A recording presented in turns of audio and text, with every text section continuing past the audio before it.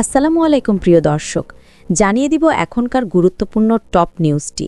পুরো নিউজটি উপস্থাপন করব আমি নিপা আক্তার শিমু। এবার বিস্তারিত খবর।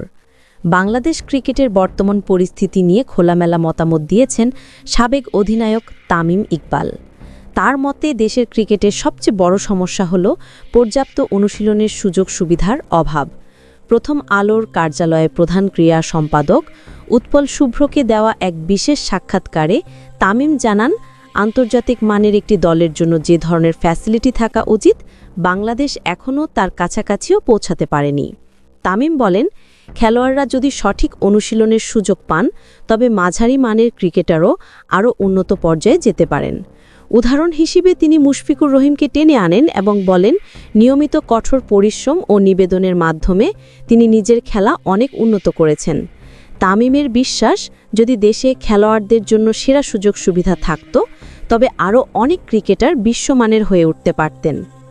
তামিম আক্ষেপ করে বলেন, বাংলাদেশে অনেক কিছুই জাতীয় দলে আসার পর শেখানো হয়, অথচ এগুলো বয়সভিত্তিক পর্যায়ে শেখানো উচিত। তিনি মনে করেন কোচিং ও ফ্যাসিলিটিজের উন্নতি হলে খেলোয়াড়দের মান আরও এগিয়ে নেওয়া সম্ভব। সমাধানের প্রসঙ্গে তামিম জানান, তিনি যদি বাংলাদেশ ক্রিকেট বোর্ডে দায়িত্ব পান তবে একটি এক্সিলেন্স সেন্টার গড়ে তোলার দিকে কাজ করবেন। তার পরিকল্পনা রয়েছে বিস্তারিতভাবে কোথায় কিভাবে এই সেন্টার হবে এবং এর মাধ্যমে খেলোয়াড়রা কিভাবে উপকৃত হবেন সে ব্যাপারেও তিনি আশাবাদী। এছাড়াও তামিম বলেন, দেশের ক্রিকেটের পাইপলাইন পুরোপুরি ভেঙে পড়েনি। বয়সভিত্তিক দল, লিগ ও একাডেমি থেকে খেলোয়াড় উঠে আসছে। তবে স্কুল ক্রিকেটকে আবার সক্রিয় করা জরুরি, কারণ এটি একসময় খুব কার্যকর ছিল।